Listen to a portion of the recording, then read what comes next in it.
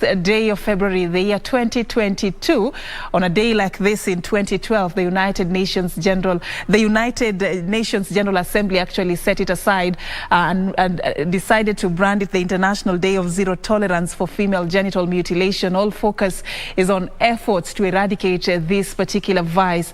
And we want to talk about it and look at our scorecard as a country. What have we achieved? What is left? And what will it take for us to be able to achieve the zero mark when it comes to the prevalence rates on female genital mutilation? And also we'll throw in there the role of the youth and the men in eradicating this particular vice. Of course, I'll be having this conversation with my guest tonight. He's already in studio, Frank Leseketeti Taniki. Frank is an anti-FGM activist, and Frank also is the UNFPA Youth Advisory Panel member, one of the members there. Thank you so much, Frank, for creating time for us. Thank you, Serfine. All right, probably it would be a good point to start, by you just telling us a little bit about yourself and your interaction with this journey to eradicating female genital mutilation. Long time ago, it was not very common, this message coming from the men in the society. Just tell us a bit about where you drew your passion from. Okay, thank you so much, Serfine. My name is Frank Leseketeti. I'm coming from Samburu County. And I'm a scholar. I schooled in Leseketeti University, pursued bachelor's degree of procurement and logistic management. And now, currently, I'm working with an NGO. We are focusing on girls improving resilience through a program run by an organization called Merit Integrated Development Program. And I'm also a youth advisory panel member, UNFPA, where we are just a group of 19 members in the whole country. And the focus is we want to make sure that by end of 2030, we have a free world from genital mutilation. Actually, I also own a CBO, which I started as we are focusing on how best can young people be involved in the eradication of FGM. So I thought of why can't we have a platform where youth can have to talk their issues, how they can address their issues in ending FGM. And Ngopira Foundation is the CBO. We are working in Samburu County. Most part of it is Samburu West. And the journey, when I started my journey is back when I was in school. People don't talk about FGM in our community. But actually, after realizing that it was a vice that is not that pleasant to our people, I decided to join other people in saying no to this fight because... So sorry to cut you short, but I'm trying to look at that journey. Was there a personal experience or somebody who was close to you? Or what is it that really drew you to this journey to end female genital mutilation? Actually, when you go to Samburu County, almost everybody has undergone FGM. And particularly what now led me to change the conversation is that the trends which people are taking in addressing FGM is changing. After now the government have taken an action that this thing has to end, people now are cutting girls when they are so innocent. They don't even know their rights.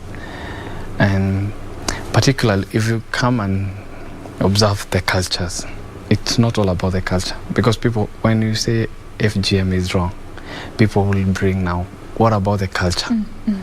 Of which, if you go and see, apart from the culture, what benefit do FGM has to our people? It really doesn't have any impactful mark that it adds to any woman. Okay, I'll want you to talk to us about these new trends, these emerging trends in female genital mutilation, but that will come later.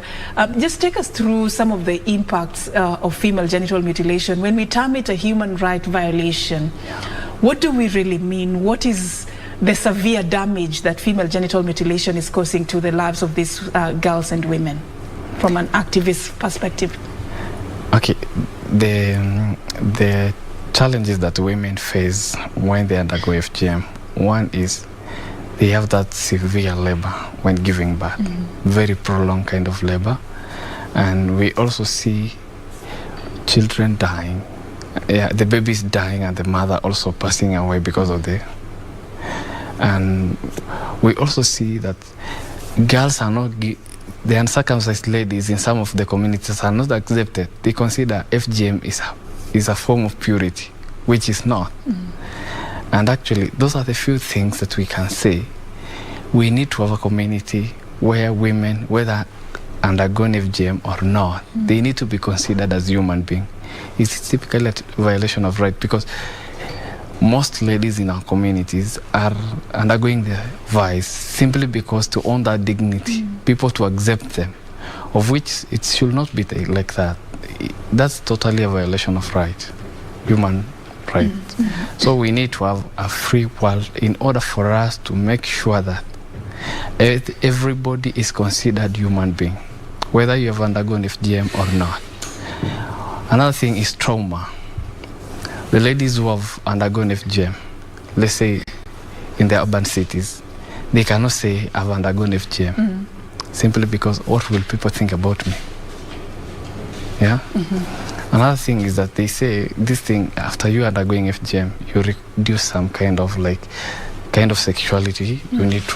You don't have that eagerness of you having the sex, of which it's not. It's not true? It's not true. Yeah. All right. But do the practicing communities know this? Talk to us about the level of awareness, because there seems to be a gap in knowledge when it comes to the dangers of female genital mutilation. Do they know this? Actually, we cannot say they don't know this. They do. But the larger percentage, like let's take example of Samburu County, the higher percentage of people are illiterate. So the information being passed about now, FGM, they have very little information. What needs to be done is we need to have several kind of dialogue with community members. We need even to translate the Kenyan's law into the layman's language they understand. Simply because many people are being facing laws which they don't know even. But currently in 2021, 2022, I think the awareness creation for FGM is very high. Because like last year, March 5th, Samburu County made a declaration that the elders of this community decided that we need to stop FGM. Council of Elders said that we need to stop FGM. So I think the community have information. So the best thing that we need to do is to do more awareness. We cannot say it's over. We need to talk this conversation each and every day. It needs to continue. Yeah. All right, no wonder we are having this program. But, as we mark the International Day of Zero Tolerance for Female Genital Mutilation, if you look at our Kenyan situation, and if you were to rate us in terms of the progress that we have made, what are those achievements that you would celebrate as an activist? And what are some of the things that you feel also we need to do just so that we can keep on eradicating this virus progressively? The first thing that I can rate our country is, one, seeing our president joining other nations, saying that we need to end FGM is really a big mark. And also, like, counting cultural leaders coming on board, saying that we also need to end FGM is also another mark. And having men like now, me Yourself? and the rest, yes, is also another mark. Joining in the race, yeah. So actually, we are somewhere. We are not done with the conversation, but we are somewhere.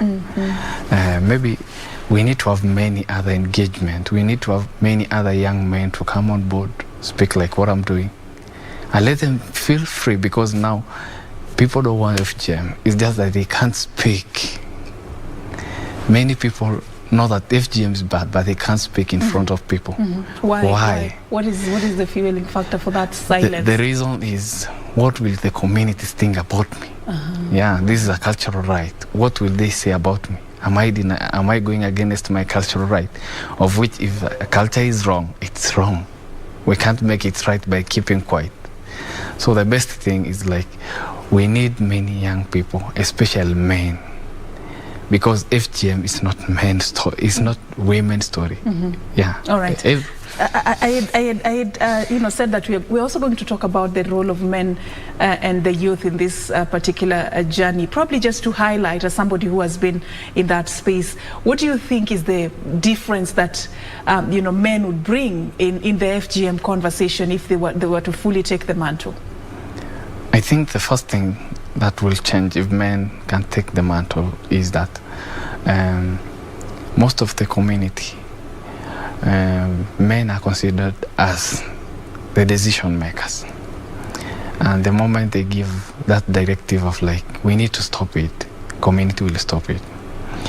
What is making many other people to shy away from the conversation is that they don't have that mandate because the heads has not spoken. Like since the declaration, the Samburu declaration that was done in Kisima, nowadays people talk freely about FGM because the conversation has been made and the rule has been given out. We can speak about it. Another thing that men, like youth, can play in ending FGM, I think the best thing that we are all over on social media.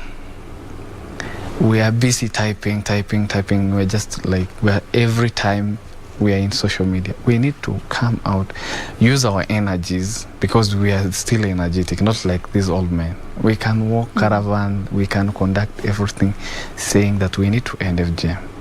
Because at the end of the day, all marry these uncut girls. It is us men. The moment they just left uncut and there's no somebody who will marry them, then it's become a problem. Every girl there will go cut themselves for them to be considered for marriage. So it's better we speak it out that we as men, we can marry these uncut ladies. Then ladies will stop being cut because they know someone will being marry. coerced into, you know, undergoing female genital. We've run out of time for this conversation, unfortunately, Frank, but I want to give you a chance in 1 minute just to give us your parting shot as we mark this year's, International Day of Zero Tolerance for Female Genital Mutilation. What's the way forward? How do we attain the zero mark, practically speaking? The zero mark can be attained if only everybody has to come out say that FGM is not good. It's not that we keep FGM, that it is not good in ourselves, the inner us, but we don't speak it out. The moment we speak it out, everybody will be on board saying that this thing is wrong. Another thing is that we also need to engage in other kinds of strategies. It's not just only speaking. We need to employ other many strategies on ending this thing. Use of social media. We can have community outreaches. We can even have strength of organization, trickle-down structures, reaching to the village levels of our community-based organization. Uko chini kabisa. The moment we reach the people who are conducting FGM, that's the only way we can say that we will attain FGM. The moment we'll be talking in boardrooms, the moment we'll be sharing on media. In big hotels in the city. Yeah, those things will not work. We need to work with the people who are practicing this thing. We need to identify those people who are cutting those girls. We need to transform them to better cutters, transform kind of cutters, not just like what they are doing. We also need to partner with other people because we have many partners who are working to end FGM, but everybody is working on his own field. We need to come on board, work together, because togetherness is what will make us grow. All right, Frank, thank you so much for creating time. Of course, when we're having such conversations, we cannot complete in one sitting. And like you said, the conversation needs to continue even past this. I've been engaging Frank Taniki Leseketeti. He's a UNFPA Youth Advisory Panel member and also an anti-FGM activist. We have been talking about how much ground we have covered as a country in eradicating female genital mutilation on this International Day of Zero Tolerance for Female Genital Mutilation. My name is Serfine Achieng, and thank you so much for watching.